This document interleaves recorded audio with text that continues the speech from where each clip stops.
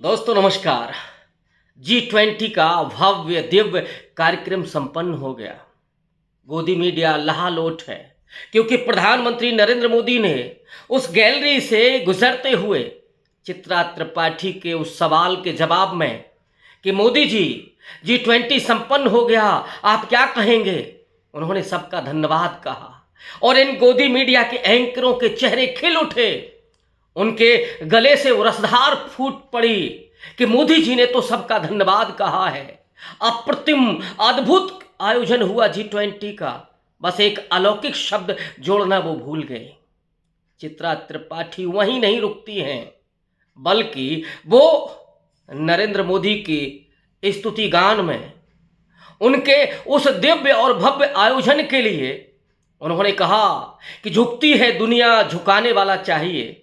शायद वो ये कह रही थीं कि नरेंद्र मोदी अब विश्व गुरु बन चुके हैं, विश्व के सबसे बड़े नेता बन चुके हैं, लेकिन उन्होंने ये नहीं पूछा कि शी जिनपिंग क्यों नहीं भारत आए। वो शायद ये भूल गई कि पुतिन भी, रूस के राष्ट्रपति, वो भी भारत नहीं आए, और अगर वो आए होते तब तो फिर चित्रा त्रिपाठी से लेकर के वो चमकते हुए चेहरे, न जाने कौन सी कव्वाली गा रहे थे, न जाने कौन सी भजन गाते भक्ति भाव में डूबे हुए ये चेहरे भूल गए हैं कि भारत की थू थू दुनिया में हो रही है। क्योंकि अमेरिका से जो पत्रकार आए थे, जो बाइडेन से सवाल करना चाहते थे, गवर्नमेंट ऑफ इंडिया ने 3 बार उनको मना किया और कल ही वियतनाम पहुंचते ही जो बाइडेन ने धो दिया। जो बाइडेन ने कहा कि हमने प्रधानमंत्री नरेंद्र मोदी से वो चिंता जाहिर की है कि भारत में ह्यूमन राइट्स पर पाबंदी क्यों है, प्रेस फ्रीडम पर अंकुश क्यों है, क्योंकि आंकड़े भी इस बात के गवाह हैं।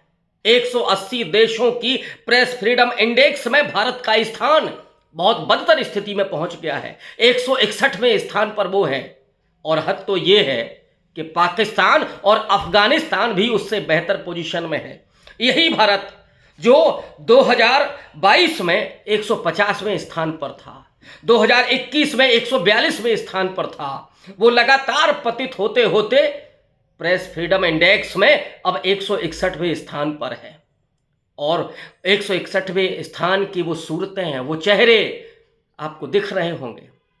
जैसे एक तानाशाही राष्ट्र में होता है कि उस तानाशाह के सामने मीडिया नतमस्तक होती है, भक्ति भाव में डूबी होती है, ठीक वैसे ही चित्रा त्रिपाठी से लेकर के आज तक के और तमाम रिपब्लिक भारत, जी न्यूज़, इनके तमाम एंकर लहालोट थे, मंद मंद मुस्कुरा रहे थे, उनके हृदय चौड़े हो गए थे, गदगद थे, हृदय की धड़कनें बढ़ी हुई थीं कि वाह, मोदी जी ने आकर के सबका धन्यवाद किया। क्योंकि यही मोदी जी थे, उन्होंने 2 दिन पहले प्रेस के लोगों से कहा कि अब वो चले जाएं, माने सिर्फ केवल और केवल वो भोजन करने के लिए आ सकते हैं। जो पकवान यहाँ बनाए गए उनका आनंद लें और वापस जाएं। यहाँ सवाल करने की ज़रूरत नहीं है, आपको सिर्फ स्तुतिगान करने की ज़रूरत है। लेकिन दोस्तों, ये मीडिया भूल गया कि G20 के आयोजन करने के लिए हरे पर्दों में उस गरीबी और बदहाली को छिपाया गया, गंदगी को ढक दिया गया, लोगों की जिंदगी को सीमित कर दिया। वो लोग जो कह रहे थे कि हमें कीड़ों मकोड़ों की तरह महफूज कर दिया गया है, वहाँ सीमित कर दिया गया है, वो अगर सामान भी लेने जाना चाहते हैं तो उनको इजाज़त नहीं है, और जो सिक्योरिटी है वो उनको गालियां तक बक रही है। ये किसी मीडिया के एंकर ने जाकर के नहीं पूछा। विदेशी मीडिया ने तो यहां तक कहा कि नरेंद्र मोदी अपनी देशी राजनीति करने के लिए G20 का इस्तेमाल कर रहे हैं। जगह जगह उनके ही चेहरे खिलते हुए दिख रहे हैं। भारत की अपनी अंदरूनी राजनीति के लिए नरेंद्र मोदी ने G20 का इस्तेमाल किया है, और इसीलिए चित्रा त्रिपाठी जैसे गोदी मीडिया के एंकर कह रहे थे कि झुकती है दुनिया, झुकाने वाला चाहिए।